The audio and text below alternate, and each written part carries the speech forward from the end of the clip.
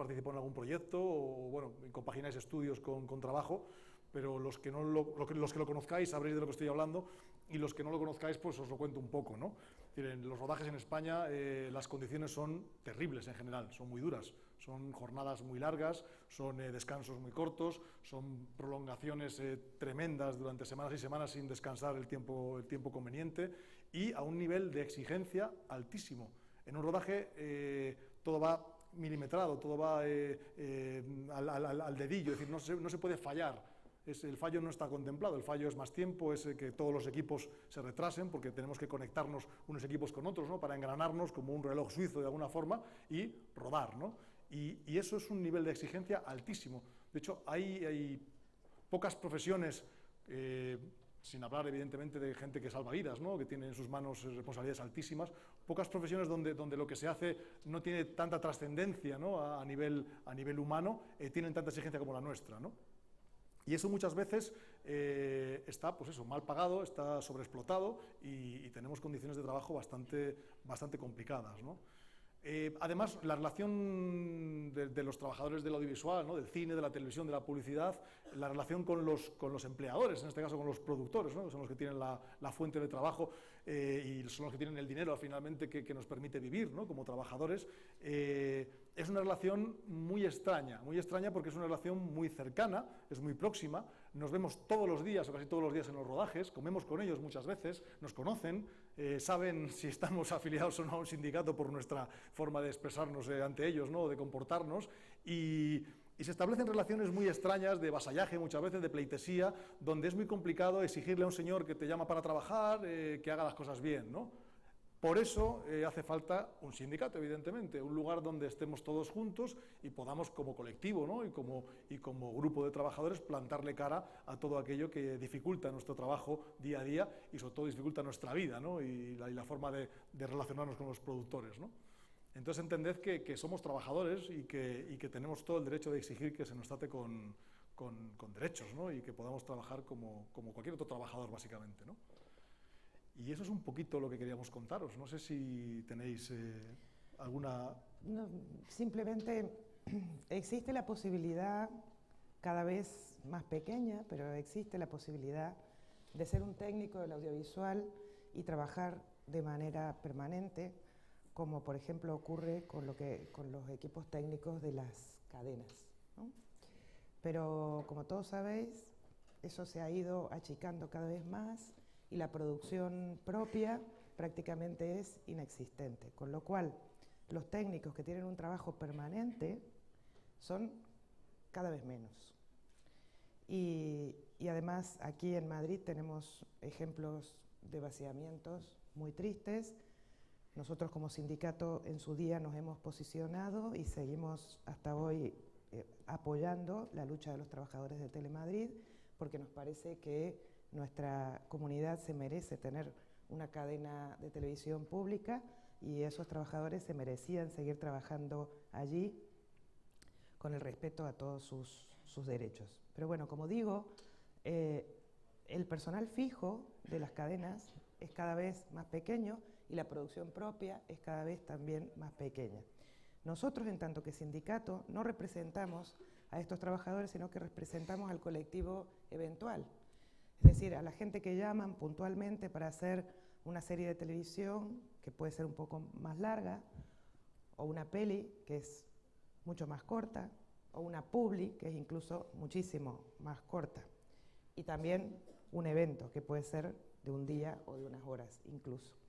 Esa eventualidad intrínseca a la obra audiovisual se vuelve también en contra a la hora de reivindicar nuestros derechos y de que la relación entre los técnicos y los empleadores, en general las productoras, sea una relación normal, ¿no? Por lo que decía Pedro, por la cercanía, por la intensidad con la que se trabaja, pero sobre todo por estos periodos tan cortos, donde apenas da tiempo a reivindicar que se cumplan las cosas mínimas que exige el convenio. Y por otra parte, vuelvo a insistir en esto, porque yo sé que como estáis estudiando, seguramente tenéis mucha ilusión por empezar a trabajar rápidamente en lo vuestro, en lo que estáis estudiando. Una de las cosas que va en contra de que podamos reivindicar mejor lo que merecemos es la eventualidad. Y la otra es justamente nuestras ganas de trabajar. Y ese componente vocacional que a veces se confunde con el componente artístico. Yo, por mi película, estoy dispuesto a hacer lo que sea. ¿Cuántas veces hemos escuchado eso, ¿no? Hay que sacar adelante esta película como sea. Tenemos que sacar este capítulo, aunque vayamos por la hora 16, porque somos todos una gran familia y hay que sacar adelante esto como sea. En fin, como sea, no. Como sea, no. Hay unos ciertos límites. Lamentablemente, nosotros siempre decimos que en este sector, en el sector de la producción audiovisual, hay riesgos laborales como en cualquier otro trabajo. Pero el principal riesgo laboral de este sector son las jornadas, es el cansancio. Es lo extenuados que terminan los técnicos después de larguísimas jornadas que exceden ampliamente lo que exige la ley. Y los accidentes en este sector se dan normalmente derivados de esos. Algunos accidentes con resultado de muerte, que ya poco podemos hacer, ¿no? Entonces nuestra labor como sindicato también es prevenir que ocurran esas cosas, no solamente que se respeten ciertos mínimos, sino que en la cabeza de todos nosotros entendamos que por mucho que nos guste el cine, la tele, la publi, por mucho que nos guste hacer esto, hay unos ciertos límites que si no se respetan, directamente ponen la vida en juego. Y no es una metáfora. Pasa, lamentablemente. Nosotros hemos tenido que asistir como sindicato a situaciones de accidentes muy graves, algunos de ellos con resultado de muerte. Entonces, cuidado en dónde ponemos los límites de nuestras ganas de hacer cine, de hacer televisión, de hacer publi, de hacer documentales, etc. Tenemos ganas, tenemos vocación, estamos muy bien formados, pero hay que respetar ciertos límites. No os imagináis, o igual sí, no lo sé, lo que son rodar 65 horas a la semana en algunas películas, ¿no? Es terrible. Hay momentos en los que ya no ves ni qué tienes delante. Yo me dedico al sonido, soy jefe de sonido, y hay días que ya no oigo. Hay una fatiga acústica ahí prolongada, y cuando llevas trabajando pues, 14 horas un día o 15 horas un día, dices, ya no puedo más. Y te preguntan, ¿qué tal la toma? Digo, no tengo ni idea.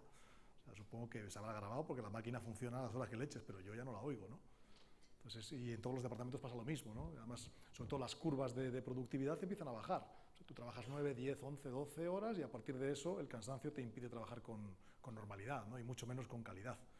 Y además en el medio en el que trabajamos la exigencia de la calidad es importantísima, ¿no? Es decir, se busca siempre que quede lo mejor posible, por eso se ensaya mucho y se repite una y otra vez hasta que queda como nos gusta a todos, ¿no? O como todos lo hemos hecho bien en un momento determinado, ¿no? Entonces, el hacer jornadas tan largas no hace más que empeorar la calidad y empeorar los cuerpos también, nuestros, quiero decir.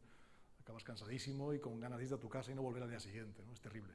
Yo estoy segura que debe haber gente pensando que se quejan estos.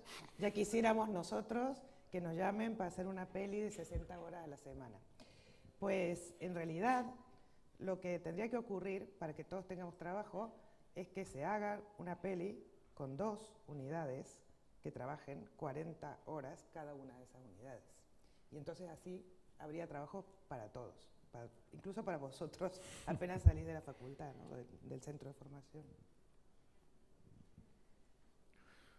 Bueno, ¿tenéis alguna pregunta? ¿Queréis no sé, quizás esperabais una charla mucho menos triste, ¿no? Quiero decir que un segundito, no quiero de alguna forma que penséis que este sector es un desastre, ¿no? Que un poco también lo es un sector en el que se rueda. No, quiero decir, es algo que vais a tener que vivir con ello durante un tiempo seguramente, ¿no? O intentar también cambiarlo si alguno tiene interés. Pero por otro lado la vocación es imprescindible, hay que hacer lo que a uno le gusta.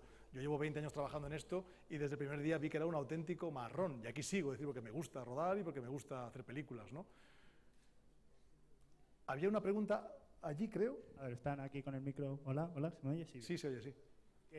Yo tenía una pregunta un poco por buscar culpables, de si es más culpa de las grandes empresas, de las grandes productoras que te obligan, bueno, no te obligan, pero como que nos toman un poco por máquinas al ponernos esas jornadas tan largas y esas, como que te llega el productor y te dice, esto tiene que estar hecho para la semana que viene, como si estés currando toda la noche, a mí me da igual, el resultado yo lo tengo que entregar. Entonces, ¿es más culpa de esa gente que te mete esa presión o es un poco culpa nuestra por pasar por el aro y no decir, mira, esto es ilegal casi, esto no podemos hacerlo?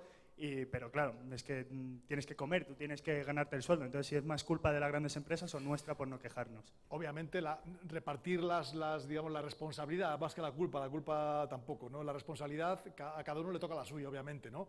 No podemos pretender que el empresario y el trabajador sean iguales, no son dos elementos del mismo peso, digamos, en la negociación, porque como lo decíamos antes, es decir, los productores tienen la fuente de trabajo, tienen esa zanahoria que es imbatible, porque ellos tienen el puesto de trabajo, tienen la película y tienen la tela, tienen la pasta que nos permite vivir, ¿no? Entonces la responsabilidad evidentemente él tiene mucha, porque evidentemente él está explotando por una sencilla razón, porque pagar menos supone que él gana más ni menos, rodar más supone que él paga menos por más horas de trabajo y gana más dinero, es un tema meramente mercantil. Por otro lado, los trabajadores también tenemos nuestra parte de responsabilidad, porque no hemos sido capaces, por muchísimas razones, ¿no? Por individualismo, por cómo es la sociedad, porque nos consideramos todos un poco artistas, ¿no? Un poquito creadores, un poquito, bueno, es que esto hay que hacerlo porque el mundo tiene que verlo. Es una cosa que a mí pues, me ha sorprendido siempre mucho, ¿no? Es que esta película es que hay que hacerla. Es bueno, a ver, ¿hay que hacerla o no? Porque igual de repente reventar de trabajar 6 semanas para que la vean 4 personas, porque la película era malísima, por cierto, y acaba en el cajón del productor, ¿no? O del director. Es decir, que se utiliza mucho ese acicate de, no, es que hay que hacerlo, porque es que somos del cine, ¿no? Somos de la tele, somos artistas. Entonces tenemos una parte, evidentemente, de responsabilidad, primero porque no hemos sido capaces de contrarrestar ese empuje, ¿no? de la producción, en este caso, de las productoras, y tampoco ha ayudado nada el devenir de los tiempos, ¿no? Es decir, cada vez se vive peor en todos los aspectos de la producción industrial en España, incluida también, evidentemente en Europa y también en la producción audiovisual, ¿no? Eso es un hecho a todos los niveles. Las condiciones de trabajo cada vez son peores, cada vez se cobra menos. Yo estoy cobrando menos ahora que hace 20 años. Yo cobraba más hace 20 años como microfonista de lo que cobro ahora como jefe de sonido. Eso os da una idea de cómo está el patio aproximadamente.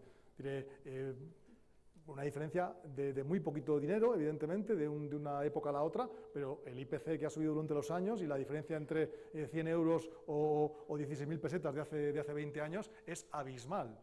Entonces, claro, hemos tenido cierta responsabilidad de no haber contrarrestado eso, ¿no? Pero evidentemente el miedo influye mucho, las ganas de comer, que también es importante comer, ¿no? Y todo eso nos han ido quitando lentamente la condición o la sensación de condición de trabajadores, ¿no? La conciencia de clase, que no es ni más ni menos que esto. Esto suena muy antiguo, suena a marxismo del siglo XIX, pero es ni más ni menos que eso, la conciencia de clase, de trabajadores. Soy un trabajador, tienes que pagar por lo que hago. Es decir, no tengo por qué regalarte horas extras. ¿Por qué? Eres mi primo, eres un amigo, eres mi madre. No, eres un productor que gana dinero con mi trabajo. Yo quiero esa parte también, y esa parte es esta, la que me tienes que pagar. No sé si hay... También hay algo más con respecto a esa pregunta. También es verdad que hay que regularizar el sector globalmente, porque si a ti te llaman como microfonista o como operador de cámara a un proyecto que ya está montado con un presupuesto que claramente no alcanza para el proyecto que se quiere hacer y se ha planificado para 8 semanas cuando en realidad se tendría que haber hecho en 12 semanas, etcétera, etcétera, etcétera, es muy difícil revelarte tú como microfonista o como operador de cámara frente a ese planteo que ya está cerrado y organizado de esa manera. Por eso aquí en este centro, que uno de los recorridos es producción, tenéis la posibilidad de intentar ver más globalmente pocas actividades tan corales como la del cine y tener en cuenta, por un lado, lo que decía antes Pedro, de no todas las películas tienen que hacerse, o sea, ¿dónde está escrito de que esta película tiene que hacerse sí o sí porque lo digo yo? O sea, tendría que haber más directores de producción que digan, pues no, es imposible hacer esta película con este presupuesto si queremos que la gente viva en condiciones que no sean de esclavitud. Es imposible rodar esta película en 4 semanas, hay que hacerla en 8 semanas. No, pero es que por los sitios donde hay que rodar necesitamos todo el día. Vale, pues si hay que rodar todo el día, se puede tener todo el día un rodaje en marcha, igual que hay una fábrica el día entero abierta, pero entonces hay que pensar en 3 unidades. Y triplicamos los puestos de trabajo. Es decir, responsabilizar al último eslabón de la cadena, a un técnico solito frente al productor para que se niegue a decirle que no a la hora 12, 13, 14, la que sea, es muy complicado también. De hecho, nosotros como sindicato jamás vamos a criminalizar al último eslabón de la cadena. Aquí hay un problema de fondo. Cuando hay una producción que está planificada para rodar todos los días 12 horas, hay un problema muy serio de presupuesto, de planificación, de ansias desmedidas de beneficio. A saber, nosotros somos trabajadores, no somos productores. Pero en todo caso, existe una legislación mínima que cumplir y al mismo tiempo, como decíamos antes, el tema este de la eventualidad hace que en este sector ni siquiera te castiguen despidiéndote. Simplemente, si tú protestas mucho, tienen la posibilidad de no volverte a llamar. Y por eso nosotros pensamos que es tan útil un sindicato como el nuestro, un sindicato sectorial, que se haga cargo de estas especificidades de nuestra profesión, pero que al mismo tiempo siga reivindicando que somos personas, somos trabajadores y queremos que se viva en condiciones dignas. Había una pregunta por allí detrás.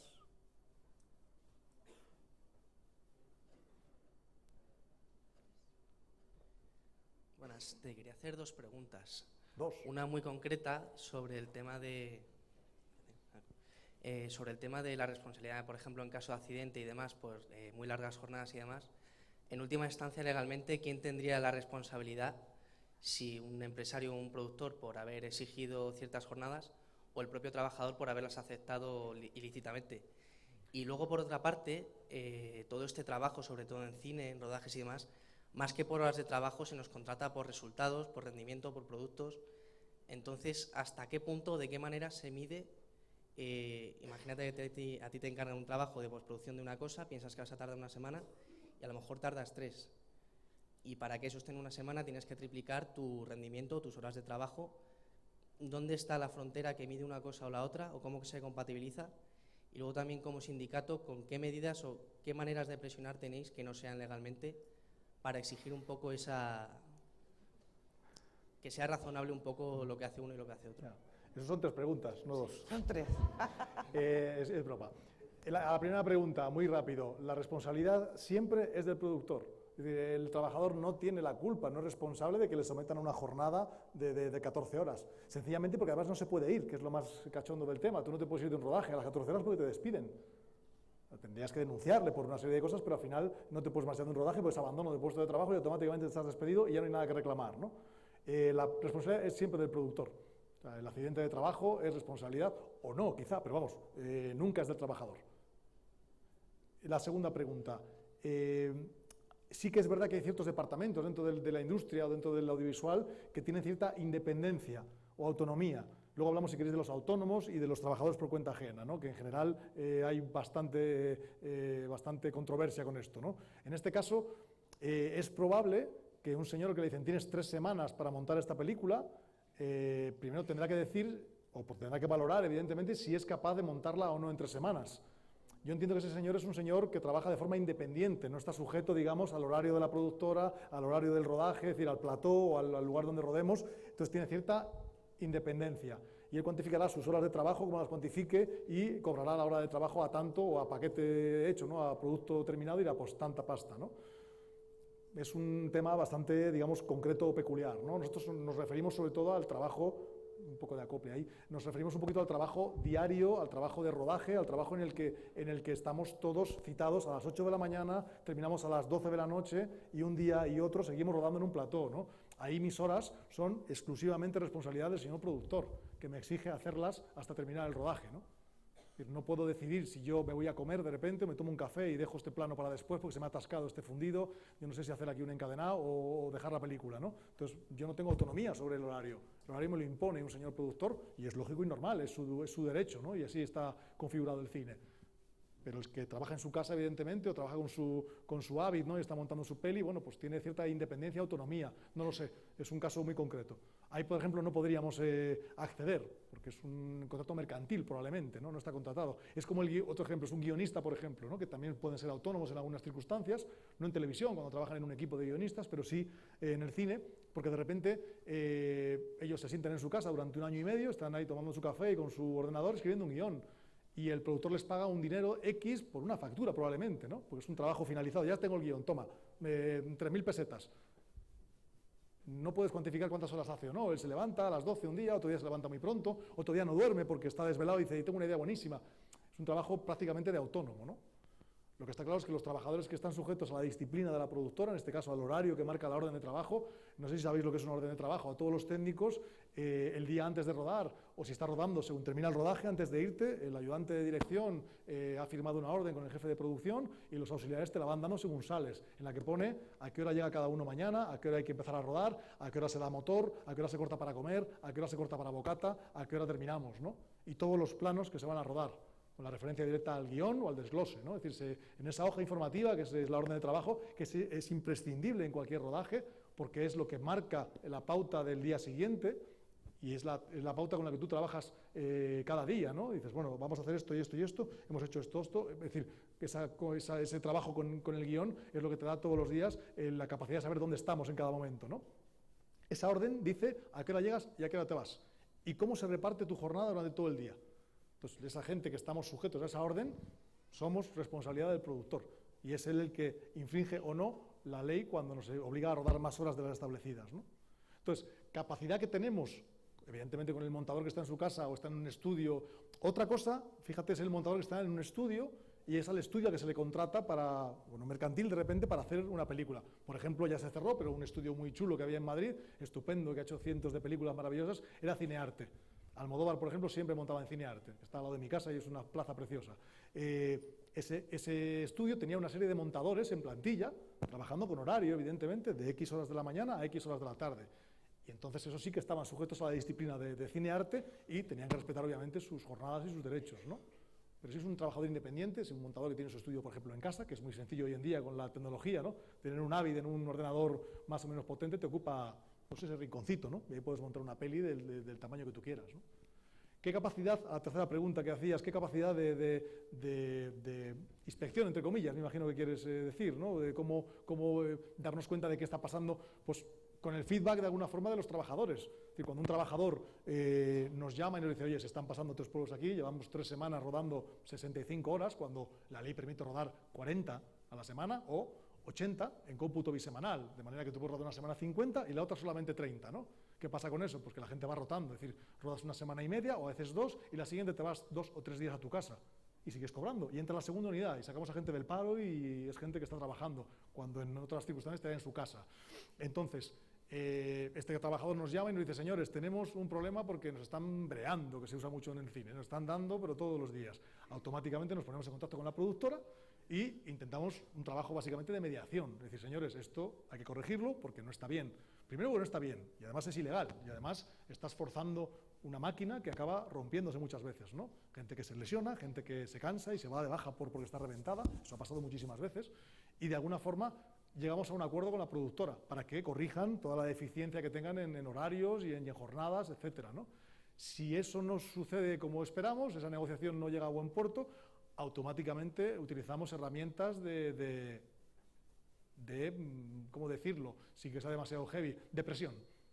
La herramienta de presión es decir, bueno, pues si no accede usted a las peticiones que son perfectamente razonables y legales, utilizaremos herramientas como la inspección de trabajo, por ejemplo, la denuncia en un juzgado, o pues todas las herramientas legales que tenemos a nuestro alcance para intentar meter en vereda a ese productor díscolo, ¿verdad?, por no llamarlo de otra forma.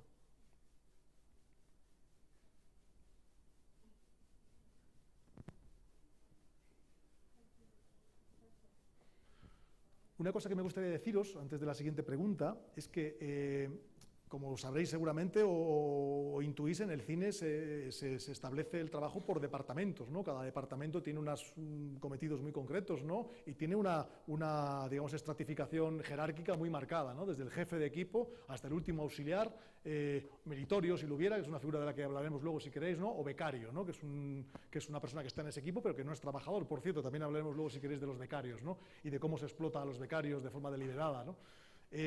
Los jefes de equipo Tradicionalmente, aparte de dar el peso del equipo, porque son los jefes y es quien decide cómo se organiza el trabajo en el departamento, que están todos a órdenes, evidentemente, bajo la orden, digamos, del director y a su vez del productor o director de producción, esos jefes de equipo han ido perdiendo durante años, los últimos, pues desde que yo comencé en esto, que recuerde, de 20 años para acá, han ido perdiendo algo que era imprescindible, que era la capacidad y sobre todo la autoridad para defender a su equipo de cualquier agresión, del tipo que fuera. Agresión me refiero a una agresión legal, ¿no? Una agresión de horario, una agresión de salario. Es decir, los jefes de equipo han dejado de defender y de proteger a sus ayudantes, a sus auxiliares, a sus becarios o a sus meritorios, ¿no?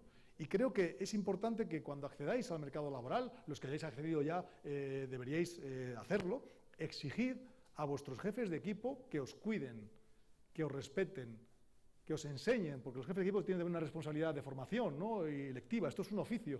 Esto es o sea, cuando salís de una escuela o de una facultad o de donde sea, o de un módulo superior en este caso, ¿no?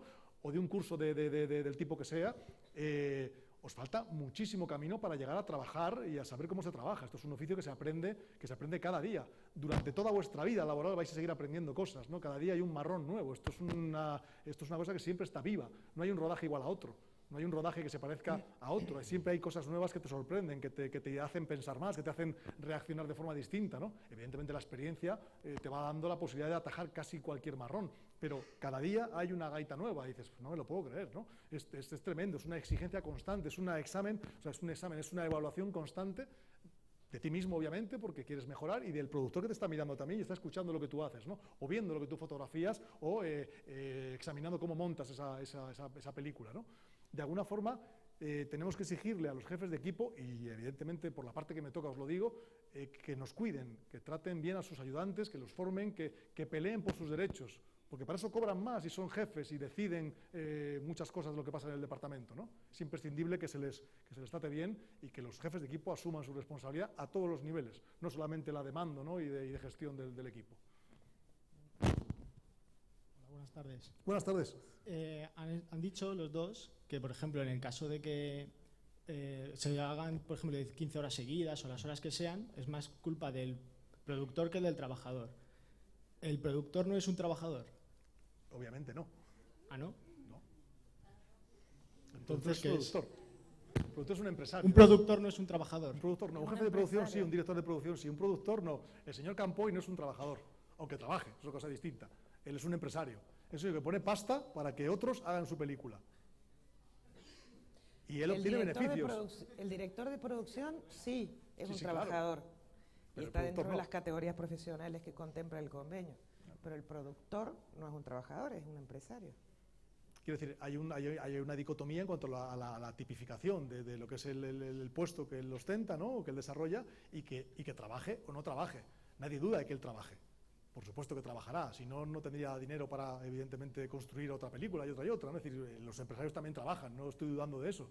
Lo que estoy diciendo es que no es un trabajador, porque evidentemente el Estatuto de los Trabajadores no lo considera un trabajador. Es decir, hablamos de relación entre trabajadores y empresarios. Los empresarios no son trabajadores, están en la otra parte. A veces es el lado oscuro, otras veces no, pero están en la otra parte. Los directores de producción sí lo son, y los jefes de producción sí lo son compañeros nuestros, evidentemente, y trabajan con nosotros todos los días. Están a las órdenes del productor, pero sí son trabajadores, por supuesto. Vale, gracias. De todas maneras, una cosa que igual es interesante saber que existe, los productores están organizados en varias asociaciones de productores que todas pertenecen a la COE, o sea, todas están en lo que es la organización de los empresarios de las más diversas ramas. Y en el caso del audiovisual, la federación de empleadores más importante que hay es la FAPAE, que es la Federación de Asociaciones de Productoras de España, que a su vez está formada por distintas asociaciones, ¿no? Y tienen líos entre ellos, como pasa en todos lados. Está la Asociación de Productores Catalana, la Asociación de Productores de Madrid, la Asociación del País Vasco y productoras independientes que están asociadas a FAPAE. Pero en cualquier caso, cuando, por ejemplo, se va a discutir un convenio colectivo que rija las relaciones laborales de este sector, se monta una mesa, a eso se le llama una mesa negociadora o en algunos casos una mesa paritaria. De un lado se sienta la FAPAE o los representantes que designe la FAPAE, que es la Federación de Productores. Del otro lado se sientan los trabajadores o sus representantes, que son los sindicatos. El último convenio, que es el que está actualmente vigente en nuestro sector, fue firmado por FAPAE y por Comisiones Obreras y UGT. Nosotros pensamos que ese convenio tiene muchos defectos. Es poco claro, las tablas salariales están mal hechas, las categorías profesionales están desfasadas, son predigital, ¿no? Sí, son predigital. En fin, tiene una cantidad de problemas ese convenio. Bueno, pues hemos reclamado que aunque no seamos un gran sindicato, aunque no seamos una de las centrales sindicales consideradas legalmente representativas, teníamos derecho a tener un sitio en esa mesa para poder discutir un convenio que dé un poquito de orden y justicia a nuestro trabajo, que ponga las cosas bastante claras y que incluso las ponga fáciles para aquellos productores que quieren hacer las cosas bien, pero van a leer en ese convenio y no entienden nada de lo que dice. Bueno, pues después de muchos años de lucha, TASE ha logrado poder estar sentado en esa mesa y estamos intentando, junto al resto de los sindicatos, mejorar lo que pone en ese convenio. La cosa recién empieza porque el año recién empieza. Habrá algunos temas en los que va a ser más fácil ponerse de acuerdo con los productores, otros temas en los que será más difícil. Pero bueno, aquí estamos, peleando por mejorar las cosas. Buenas tardes, yo os quería preguntar No, por el tema de trabajar de freelance. Al final, ¿compensa como de nuestra rama, compensa al final hacerse freelance o es mejor trabajar por cuenta de una empresa o cómo va esto? déjame una pequeña introducción y luego Por te lo doy. supuesto. Sí. A ver, lo primero que hay que saber antes de preguntarse si compensa o no compensa trabajar de freelance, lo primero que hay que saber es que en este país los trabajadores de la industria de la producción audiovisual son por definición trabajadores por cuenta ajena. Aunque trabajes un día, por definición somos trabajadores por cuenta ajena. Eso quiere decir que te tienen que contratar y te tienen que dar de alta en la Seguridad Social. Otra cosa es que haya algunos ámbitos de la profesión donde esto se cumpla más o menos y otros donde hasta hace muy poco no se cumpla nada, como en el caso de la publicidad, que a todo el mundo le obligaban a facturar. Y otros, como seguramente conoceréis, los eventos, los espectáculos públicos, deporte, rock and roll, etcétera, donde está plagado de esto de freelance que hay que facturar. Lo primero que hay que tener en la cabeza es que por definición somos trabajadores por cuenta ajena y tenemos derecho a un contrato de trabajo. Ya luego, bueno, si no se puede, obviamente hay que trabajar. Si te imponen, pues hay que trabajar, pero la ley dice otra cosa. Y luego, ya sí, podemos pensar si te compensa o no montarte una empresa y facturar a través de esa empresa. Pero esa, más que ser una pregunta a un sindicato o una pregunta a una profesión, es una pregunta de gestoría, de cuestiones de Hacienda, de fiscalidad, que yo por lo menos no manejo. Yo sí, porque desgraciadamente yo soy autónomo. Yo en publicidad, que es lo que yo sobre todo trabajo en publicidad, como el 60-70% de mis ingresos vienen de la publicidad y el resto se reparte entre cine sobre todo y televisión, ¿no? Series de televisión, segundas unidades sobre todo. Y hay años que hago más cine que publi, pero en general mucha más publicidad. ¿Qué pasa? En publicidad o eres autónomo o no te contratan. No te llaman para trabajar porque ni siquiera hay contrato, ¿no? Es un verbal así un poquito deprisa y corriendo para rodar mañana o pasado, ¿no? Es decir, eso es una de las desprotecciones que tenemos, ¿no? Te llaman para trabajar, es decir, no tenemos un contrato de meses o de años, sino que te llaman, oye fulano, ¿puedes rodar mañana? Sí, perfecto, haces una factura y te vas a tu casa. Es lamentable porque no tenemos ningún tipo de protección, porque factures lo que tú factures, pagas siempre lo mismo. Una base de 200 y pico, o sea, por una cuota de 200 y pico, 270 creo que es la mínima, ¿no? Al mes, y cotizas sobre una base de 800 euros. no tienes prestación por desempleo, con lo grave que es eso en una profesión, con la inestabilidad que es esta, ¿no? Donde trabajas 3 días y luego 15 no. Entonces, no hay prestación por desempleo. No tienes una jubilación en condiciones.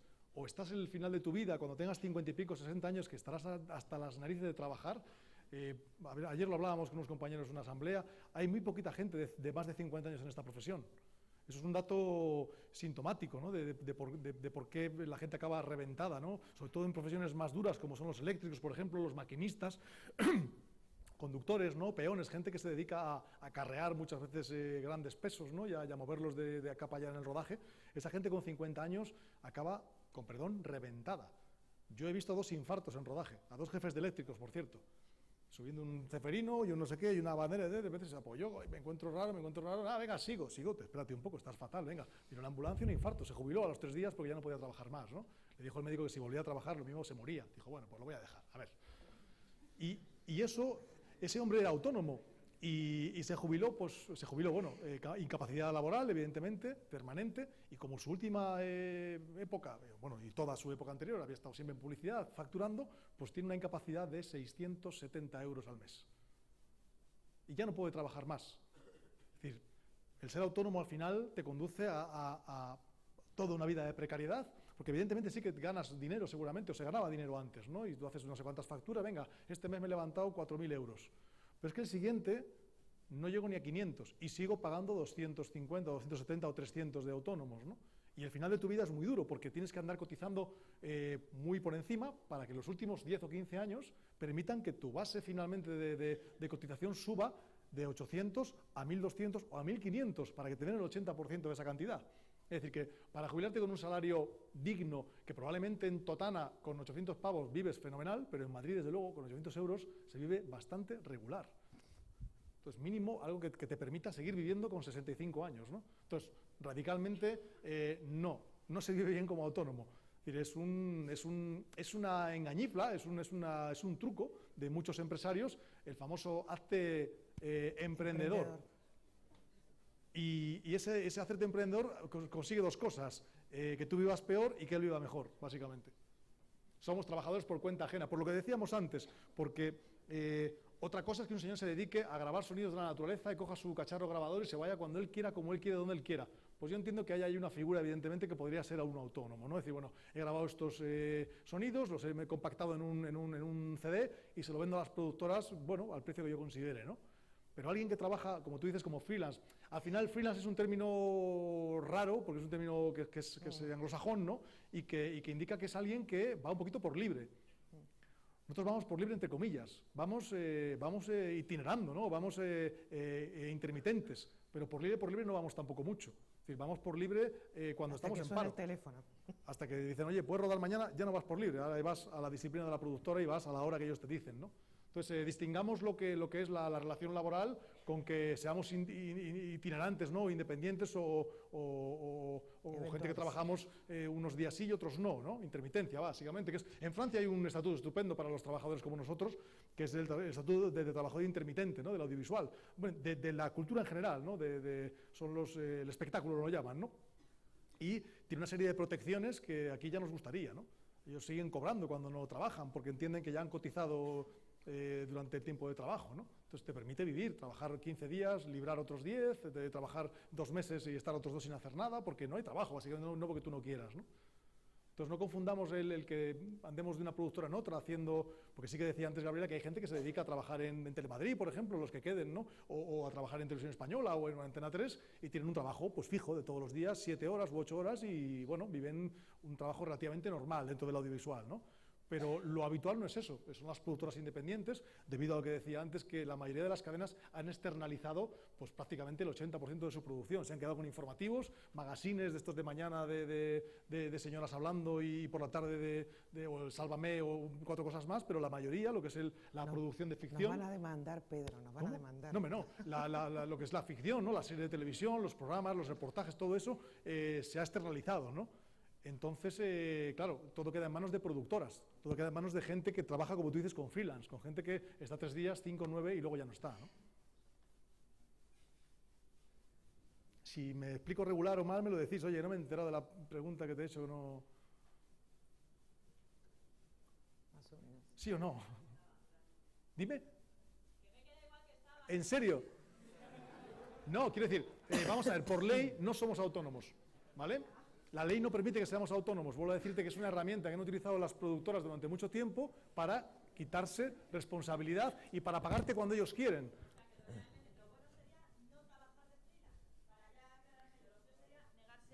Negarse a ello, ¿no? Es que realmente el que seas freelance no indica que seas autónomo. Claro. Pero ser freelance sí que te deja al final, te fuerza a pagarte tú tus autónomos porque no tienes otra manera de cotizar, porque no te deja otra opción. O sea, freelance, te digo freelance como te digo becario, o sea, al final te lo tienes que pagar todo tú. Pero eso es ilegal, Es que vuelvo a eso- insistir. La cosa es, nosotros, como del medio al que somos, si nos dicen que la única manera de trabajar es pagar a nosotros los autónomos, ¿nos podemos negar a eso o nos arriesgamos a que no nos llamen en ningún sitio? Claro, ese es el problema. Es decir, no, quiero decir, las cosas se cambian mejor con el estómago lleno que vacío. Eso no lo olvidemos nunca. Es decir, lo principal, desgraciadamente, es trabajar. Y vuelvo a decir, yo soy autónomo y no lo quiero ser. Pero evidentemente en publicidad no me queda más remedio. Si yo quiero seguir trabajando en publicidad, y estamos en vías de cambiarlo, porque ahora mismo tenemos un movidón montón con la publicidad de Aquí Te Espero, y estamos intentando cambiar eso, que se dé de alta a todo el mundo en Seguridad Social, que se cotice por él y que se pague a los 30 días bueno, pues como la mayoría de los trabajadores, ¿no? ¿Has cotizado tú? O sea, ¿este es el mío o...? Has evidentemente trabajado tus X días y quieres que al mes siguiente te lo paguen, porque tu casero el día 1 está esperando en la puerta con la maza así, diciendo, dame mi dinero. ¿Por qué yo cobro a los 90 días y mi casero me pide dinero a los 30? Vamos a ponernos todos de acuerdo, ¿no? Entonces, evidentemente no confundamos el freelance, que yo soy freelance porque trabajo por una productora, para otra, para aquel, para el otro, es decir, hago de todo con todos. Pero que seas freelance, que seas... Pues de eso te digo que es una adaptación raruna del término inglés, ¿no? Del término sajón. Es decir, no somos autónomos, porque otra cosa es el ejemplo que te he puesto antes, ¿no? Un señor que se dedica a grabar ruidos bueno, a ir por los platós repartiendo fruta. Ese señor va cuando quiere. Tú, como freelance, aunque seas freelance, cuando la productora tal te dice, fulana, vente mañana a rodar a las 9, ya no eres freelance. Quiero decir, no trabajas por libre. Un freelance es un maquetador, por ejemplo, ¿no? Un diseñador gráfico que le dicen, oye, lo que decía antes el compañero, tienes 3 semanas para... digamos, el término concreto de freelance, ¿no? La traducción literal del inglés, un freelance es un tío que va por libre. Oye, mira, dentro de un mes quiero estas maquetas terminadas para una exposición de no sé qué. Y el tío se toma el tiempo que él considera y descansa cuando quiere y trabaja cuando quiere. Pero si estamos sujetos a la disciplina de productora, si tenemos que ir a las 9 de la mañana a un plató, ni freelance ni nada, somos trabajadores por cuenta ajena. Y es la productora la que debe contratarnos. De todas maneras, también yo creo que tu pregunta va por un lado bastante concreto. Cuando tú dices, ¿qué hacemos? ¿Nos negamos entonces a trabajar cuando esa es la única posibilidad de trabajar? La experiencia que nosotros tenemos, no solamente por el sindicato, sino porque somos un poquito mayores que ustedes, sobre todo yo, es que las cosas no se van a cambiar por un acto heroico de una sola persona. Y ni siquiera desde el sindicato se nos ocurriría jamás pedirle a alguien que cambie él solito frente a un productor que le está pidiendo un trabajo, que él solito haga las cosas para que cambien las condiciones de trabajo. Mejorar la situación para todos va a ser está siendo una tarea lenta, progresiva y según nuestra manera de verlo, tiene que ser colectiva. Por eso estamos haciendo esfuerzos para que el convenio mejore y para que haya un marco que nos regule a todos y que podamos decir, no soy yo que me volví loca, que te estoy exigiendo esto. Es que hay un convenio que dice que me tienes que contratar, que me tienes que pagar como mínimo esto, que si tengo que viajar me tienes que pagar dietas, que si estoy desplazado tengo derecho a estas otras condiciones, etcétera, etcétera, etcétera. Pero como un trabajo colectivo, de tal manera que no tengamos la situación que hay hoy, que no solamente tú te haces esa pregunta, hay cantidad de gente que ya está trabajando, que es profesional, lo decía Pedro, de una asamblea muy masiva ayer en Barcelona, y que se encuentra en esa tesitura, ¿no? ¿Qué hago? ¿Me niego a facturar y entonces no me llaman nunca más? Pues demos vuelta a la pregunta. Reivindiquemos mejores condiciones para todos, de tal manera que los productores no les quede más alternativa que cumplir la ley, que es lo que está pasando actualmente en publicidad. Hasta hace nada, todo el mundo tenía que facturar, si no, no podía trabajar en publicidad. Bueno, entre muchos, y con la intervención de la Inspección de Trabajo, hemos empujado para que la situación se regularice, sea más justa para todos, y ahora las productoras de publicidad van a tener que empezar a dar de alta a la gente y a contratarla con su contrato laboral, su seguridad social, sus vacaciones, sus aportes jubilatorios, su prestación por desempleo, etc. Pero después de mucho tiempo y entre todos, pretender que la decisión la tenga que tomar uno solo, no solamente es injusto, sino que es bastante suicida. Porque nosotros en el sindicato siempre decimos, nuestra principal función es la defensa de la fuente de trabajo. Hay que trabajar, pero no a cualquier precio. Y de hecho, llevamos muchos años ya utilizando siempre la misma consigna, que es, tenemos derecho a trabajar con derechos.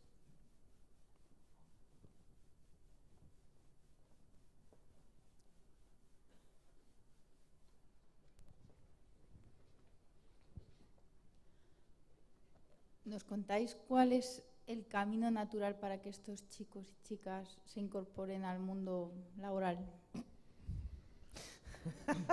Fíjate. No sé si mi micro se ha ido. Me parece que se ha ido mi micro, ¿puede ser? Hola, ahora sí. Gracias. ¿Se ha vuelto a ir? ¿Se ha vuelto a ir? No. Ah, está, pero... Vale, está bajito, perfecto. Bueno, ¿empiezo yo? Sí. A ver, el mercado laboral es un mercado, es hostil con el que entra nuevo, ¿vale? El mercado laboral en el audiovisual es un mercado de poquito exclusivo, ¿no? A todos nos ha costado mucho entrar ahí, ¿no? La entrada lógica entiendo que es la ayudantía o la auxiliaría, ¿no? Es decir, esto, como he dicho antes, es un oficio, por mucho que hayamos estudiado, cuando entras en un plató de verdad y te encuentras con problemas de verdad y con un rodaje de verdad, las prácticas son muy parecidas, evidentemente, pero un rodaje tiene una componente pues un pelín más dura, ¿no? Y sobre todo, bueno, tenemos que, lógicamente, entrar en un puesto de la menor responsabilidad posible. Nadie, o casi nadie, salvo ciertas excepciones de brillantez tremenda, empiezan en la profesión o en cualquier sector por la jefatura, ¿no? Es decir, yo cuando acabé de estudiar, lógicamente, no fui jefe de sonido, tardé años en dar lo que se llama el salto, ¿no? Empecé como auxiliar, como meritorio, perdón, empecé recogiendo cables, ¿no? Y diciendo todo que sí, y sentándome a ver qué pasaba, porque era una cosa muy nueva para mí. Después pasé a ser un auxiliar, que ya pues curraba, evidentemente, recogía cables, cambiaba las carteras de las maletas, las limpiaba, mantenía el equipo de sonido completamente limpio, ¿no? Cepillaba los pelos de los micrófonos, ¿no? Es decir, una serie desmontaba las pértigas y las limpiaba cuando se mojaban, es decir, trabajo súper guarro, una cosa terrible, ¿no? Después pasa a ser microfonista, porque el microfonista te va enseñando cómo se coge la pértiga, cómo se afronta un plano, cómo se persigue a un actor, cómo se corre con una pértiga en las manos. Y finalmente, cuando alguien te da la oportunidad, que siempre es un productor, evidentemente, el que te llama porque sabe que has empezado a hacer cortitos, has empezado a hacer mediometrajes, cosas un poquito más gordas, y ya has dado el salto un poquito a jefe de sonido, pasas a, a esa liga en la que te tienes que buscar la vida de otra forma. Ya eres tú el que busca el trabajo y no es el jefe de sonido el que te llama para trabajar, ¿no? El paso lógico es ese, más allá de que la gente pueda formarse en géneros inferiores, ¿no? Hay un montón de directores de fotografía, por ejemplo, por un ejemplo que es muy tangible, que de repente, después de salir de la escuela, la ECAM probablemente sea la más reputada, ¿no? Donde han salido los últimos directores de foto más reconocidos. Uno se llevó un Goya el sábado, por cierto, ¿no? Amoedo, ¿no? Es el director de foto este. Y este tío salió de la ECAM, ¿no? Y hizo unos cuantos cortos con bastante buena factura. De repente, un productor le dio una oportunidad, le dijo, oye, quiero que hagas mi película, ¿no? Y a partir de ahí, bueno, pues el tío ha ido labrándose una carrera estupenda, ¿no? Pero lo habitual es que hubiera empezado como auxiliar de cámara, probablemente, ¿no? Cargando y descargando chasis. Bueno, ya no hay chasis porque ya no hay prácticamente negativo, ¿no? Todo se hace con digital, pero bueno, cargando y descargando tarjetas y montando la cámara que le pide el foquista un poco, ¿no? Lo siguiente sería el paso a foquista, por poner otro ejemplo de otro departamento que no sea el mío, y lo siguiente, hay gente que se queda toda la vida como foquista porque es una profesión que le gusta y que lo hace muy bien, y otros que deciden dar el salto a director de fotografía, ¿no? Pero la entrada, evidentemente, es a través del puesto más bajo. Ahora mismo tenéis la posibilidad, por lo que nos contaban antes, de que haya una beca, ¿no? O un contrato de formación en prácticas, ¿no? Que eso evidentemente tiene una ventaja estupenda porque accedes al puesto de trabajo, bueno, accedes al mercado laboral en un puesto que no tiene responsabilidad y que no es un trabajo, cuidado con eso, ¿vale? Los becarios no trabajan. Y los alumnos en prácticas tampoco trabajan, son alumnos en prácticas. Y hace falta, evidentemente, que un tutor, evidentemente un jefe de equipo es lo más conveniente, evidentemente tutele, como dice la palabra, esas prácticas y se preocupe porque ese futuro trabajador, que ahora mismo es un estudiante en prácticas, aprenda y conozca evidentemente la mecánica del rodaje, ¿no? de la producción audiovisual. Más o menos un poco es eso. Entiendo que lo más complicado de todo esto, bueno, no lo más complicado, quizá el origen sea difícil porque ya os digo que es un mercado bastante endogámico, bastante cerrado, sobre todo el cine, ¿no? El cine es una cosa de si no eres familia de o no eres tal y meterte en el cine, a mí me costó un triunfo meterme en el cine, evidentemente, y yo no estoy al nivel de las grandes ligas del cine, yo hago peliculitas normales, de amiguetes sobre todo, y donde me suelen castigar bastante. Pero sí que el cine grande, el cine de los Trueba, el cine de los Almodóvar, el cine del cine gordo de este país, es un cine bastante elitista y bastante cerrado al común de los mortales, ¿no? Es complicado. Quizá cuando me haga un poco más mayor, pues reconozcan mi trabajo y me llamen para trabajar, pero al principio es más complicado, ¿no? Entonces, bueno, la tele es una muy buena forma de entrar, porque sencillamente es donde más volumen de trabajo hay. Hay en España series de televisión a punta pala ahora mismo, hay un montón de segundas unidades, hay un montón de trabajo, y ahí sí que entiendo que, de hecho, bueno, compañeros y bueno, yo mismo en alguna segunda unidad me encuentro que hay becarios, ¿no? Que hay becarios trabajando, eso es una cosa que a mí personalmente no me gusta y además es ilegal. Los becarios no trabajan, los becarios aprenden porque están precisamente para aprender a trabajar. Trabajan los trabajadores, los becarios no son trabajadores. Entonces, generalmente, yo entiendo, y esto evidentemente lo hablábamos antes con la compañera, antes que te echen a tu casa porque eres un becario hiper estricto con la norma, bueno, pues intentemos mediar un poquito, ¿no? Pero desde luego los becarios no son trabajadores, y lo que deben hacer los becarios es aprender del trabajador, evidentemente, que está en su puesto de trabajo. No sustituir ese puesto de trabajo por un becario que sale, como sabéis, muy baratito, mucho más que un trabajador, ¿no? Entonces, bueno, es una forma de entrar estupenda porque si se regula bien esa herramienta de los becarios, ¿no? De la becaría en un rodaje, pues aprendes un montón. Que es un poquito lo que antiguamente, los becarios no existían, eso es una cosa relativamente moderna, ¿no? La beca es una cosa de los últimos 10 años, probablemente, quizá algo más. Cuando yo empecé en esto, éramos meritorios. El meritorio era uno que conocía a otro, que le dijo, pues yo tengo un rodaje, pues ven, mándame el chiquillo. Y el chiquillo era yo tenía pues 18 años, seguía estudiando y pues me salió una película como meritorio. El meritorio no hace nada. Primero porque es medio tonto, además, yo era tontísimo con 18 años, no sabía hacer nada, y el jefe de sonido pues me dijo, siéntate ahí y aprende primero mirando qué hace cada uno, cómo se mueven por el set, no te pongas en medio, no estorbes, no molestes, no hables con nadie. Antiguamente el cine era muy jerárquico y yo no hablé con un director hasta que no fui ayudante. Ni como meritorio ni como auxiliar se me permitía hablar con un director, por ejemplo, ¿no? Señor director. Perdón, con un señor director, ¿no? Director de la película, entiendo, ¿no? Con un director de fotografía, ¿no? No se me permitía ni mirar por la... Tú pedías, bueno, quítate de aquí, te echaban a patadas los foquistas, ¿no? Era gente bastante osca. Y poco a poco, después de esos años, pues yo creo que fueron 2 pelis de meritorio, luego la siguiente pues, uno de auxiliar, mucha televisión también, porque os vuelvo a decir que es donde más volumen de trabajo había, ¿no? La tele ofrecía pues, programas, ofrecía series, ofrecía un montón de formatos en los que tú, sobre todo pues, tienes capacidad como tienes menos experiencia y sabes hacer menos cosas, hay programas menos exigentes. No es lo mismo hacer un magazine, por ejemplo, con una cámara en una moto en la que estás así, te piden un plano y dices, bueno, pues dale un medio, dale un corto, ciérrate un poco, mal, no me gusta. Es decir, bueno, que rodar una película, evidentemente, imagínate, de 10 millones de euros, ¿no? La exigencia es pues, completamente distinta. Entonces, arrancar en la televisión muchas veces puede ser interesante porque la carga de presión es mucho menor y tenemos más posibilidad de, con perdón, cagarla.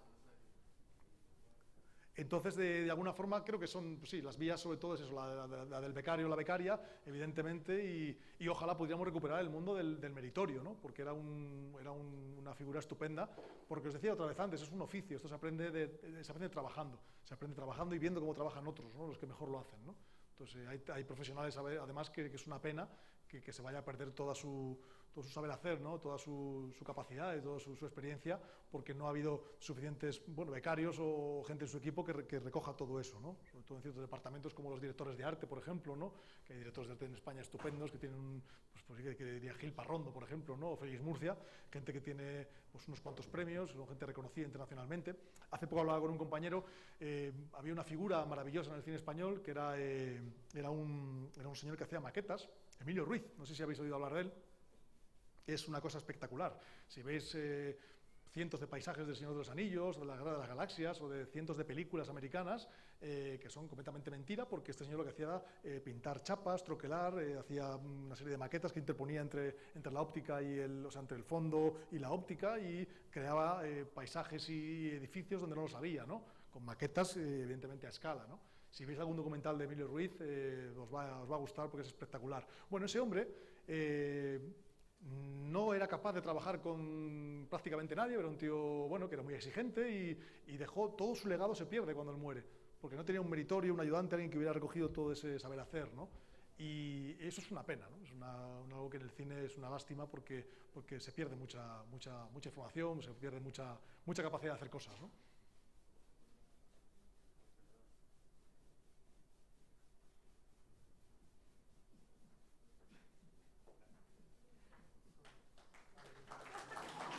Habéis tardado tanto para esto.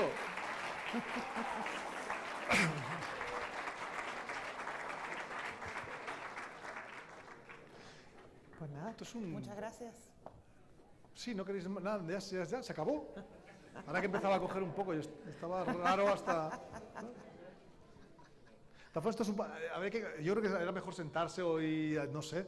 Sí, ¿queréis que terminemos ya? ¿Queréis preguntar? Aprovechaos, hombre, que estamos aquí... No hemos quedado ni nada, tenemos toda la tarde...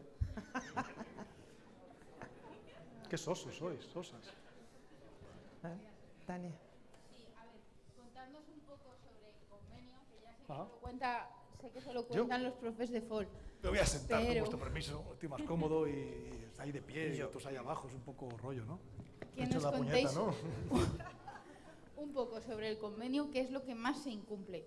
Venga, vamos a darle ahí a lo bonito. Vale, el convenio... claro, aquí el problema está... Perdóname, claro, te echo la puñeta con el acople. Bueno, el convenio... No sé si sabéis lo que es un convenio o cómo funciona. Un convenio al final es un... Sabéis que existe el Estatuto de los Trabajadores, ¿no? Que es una herramienta que permite regular a todos los trabajadores de este país, y luego hay un marco, superior, hay mejoras sobre ese Estatuto de los Trabajadores, que son los convenios colectivos, ¿no? Hay convenios colectivos en prácticamente todos los sectores, ¿no? El convenio colectivo del metal, el convenio colectivo de la limpieza, el convenio colectivo de las panaderías, el convenio colectivo de los cines, por ejemplo, de las salas de exhibición, ¿no? Y nosotros tenemos en el audiovisual el convenio colectivo del sector audiovisual, de las productoras audiovisuales concretamente, y de los técnicos, ¿no? Luego hay uno también de actores, evidentemente. Y ese convenio lo que hace es que se plasme en un documento cuáles son las normas básicas de comportamiento entre productores y técnicos, ¿no? Pues cuántas horas se rueda al día, cuántas horas se rueda a la semana, cuánto se cobra por cada categoría profesional como mínimo, es decir, que no haya sueldos por debajo de unos mínimos establecidos, para que no haya evidentemente abusos, ¿no? Cómo son las vacaciones, cuánto dinero cobramos de dieta, cuánto nos pagan por comer, por dormir y por cenar cuando nos vamos fuera de nuestro lugar de vivienda, de residencia, como puede ser Madrid en este caso, y cuánto nos pagan al día por dietas por no comer en nuestra casa, porque las jornadas del cine no suelen ser partidas. O sea, tú trabajas 8, 9, 10, 11 o 12 horas seguidas y comes fuera de tu casa. No te vas a llevar el tupper. Es decir, que hay un señor productor que se ocupa de que tú comas, ¿no? Que eso le obliga la ley y el convenio.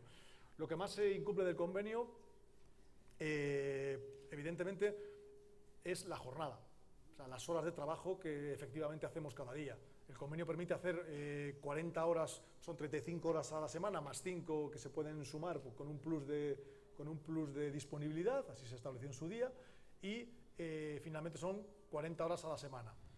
Pero también permite lo que llaman la flexibilidad en la jornada, que permite que se puedan trabajar semanas de 50 horas, siempre y cuando no excedan de 80 en un cómputo de 2 semanas.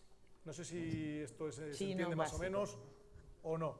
Es decir que si nosotros sumamos 2 semanas de 40 horas, nos salen 80 horas.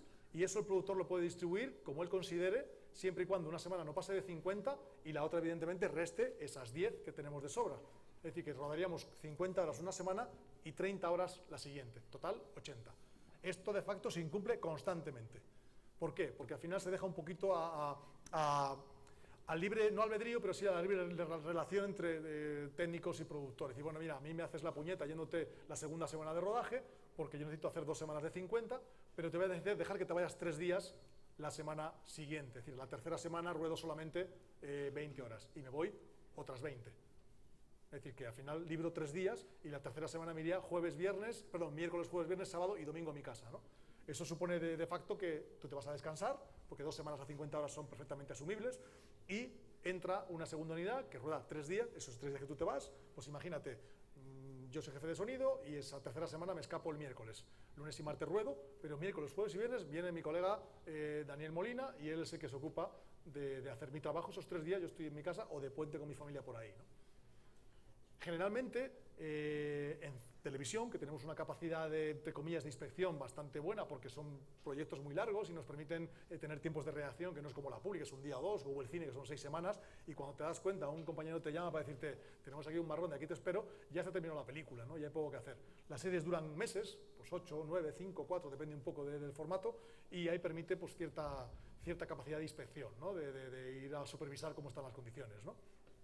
Pero en general, esto de la compensación de horas se suele llevar bastante bien, porque la gente lo ha incorporado ya en su cabeza, ¿no? Antiguamente se rodaban todas las horas, y la gente se dio cuenta que es mejor rodar menos que rodar más, y te paguen lo mismo, pues alegría, ¿no? Si alguien prefiere rodar 14 horas en vez de rodar 8, pues o no tiene casa o familia, o evidentemente mal, ¿no? Es mejor rodar 8 horas que rodar 12, lógicamente, porque bueno, te sales allí, tomas una caña con los amigos, o tienes una vida aparte del rodaje, ¿no? 8 horas para vivir, 8 para dormir y 8 para descansar, ¿no? Es un poco el rollo. Y en general el problema viene sobre todo por los horarios y por las jornadas, y también por los dineros, ¿no? Por las bases salariales. Es un convenio que se hizo para que, en teoría es un convenio estatal, es decir, que afecta a todo el territorio español, es decir, que produzca usted donde produzca, está sujeto a ese convenio, y de alguna forma nos la colaron diciéndonos que claro, que no podía ser lo mismo un rodaje en Madrid que un rodaje en Teruel, por ejemplo, ¿no? Con el nivel de vida de Teruel, con el nivel de producción de la productora de Teruel y con el nivel de vida de Madrid y la productora de Madrid, ¿no? Finalmente los productores, que buscan siempre el hueco bueno que les viene bien a ellos, han utilizado ese convenio de mínimos para ir acercándose cada vez más a él, porque la ley les exige que paguen ese mínimo, no que paguen por encima. Y aunque los sueldos estuvieran a nivel de mercado prácticamente al doble de lo que marcaba el convenio, ellos han ido rebajando esos sueldos de mercado hasta aproximarlos lo más posible al sueldo de convenio, ¿no? Con lo cual, evidentemente, estamos bastante enfadados con eso, porque produce que al final trabajes un poquito menos de horas, pero evidentemente por la mitad de dinero que hace 10 o 15 años, ¿no?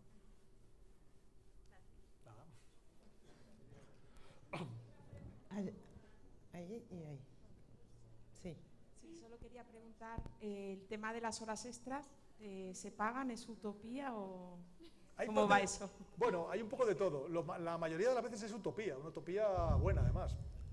Se pagan, el productor puede elegir compensar las horas o pagarlas, siempre que elige compensarlas, ¿no? Y en esa elección de compensarlas también te la cuela de vez en cuando. Técnicamente todo lo que supere 80 horas bisemanales es una hora extra.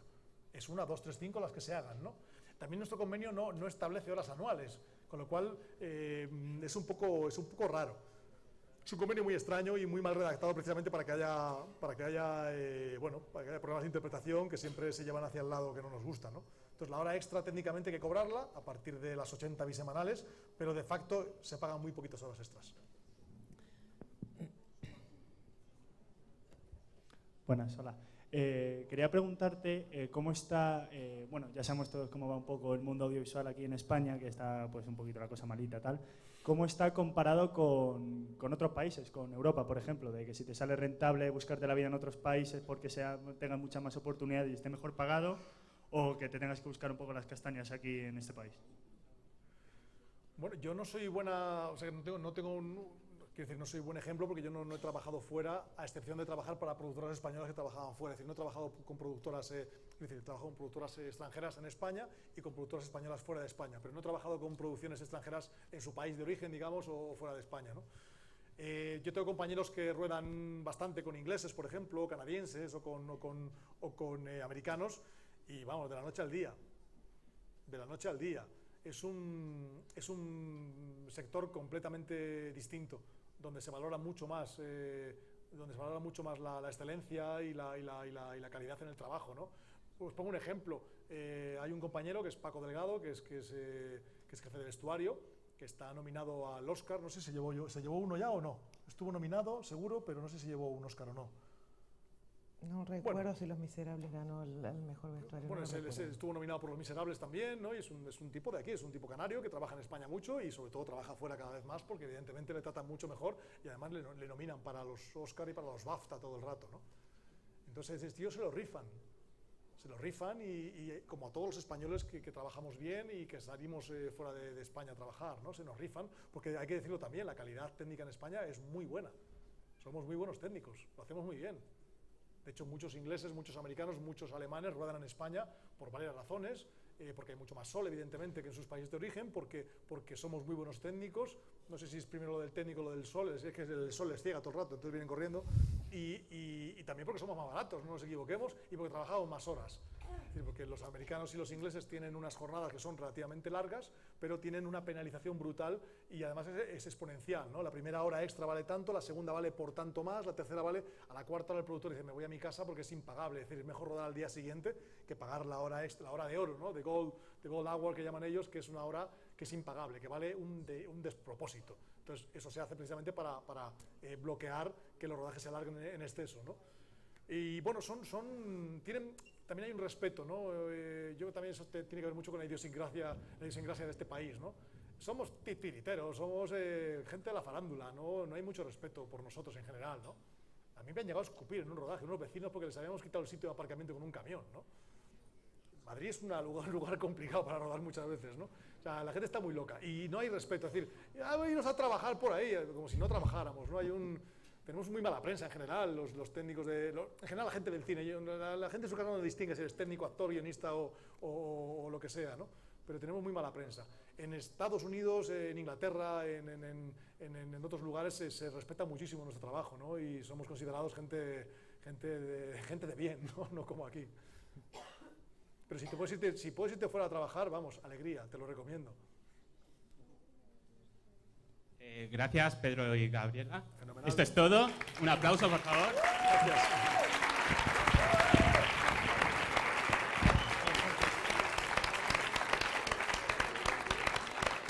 Ir saliendo poco a poco, para que os sellen. Sin lucha, sin nada. Gracias. La lucha está bien también, hombre.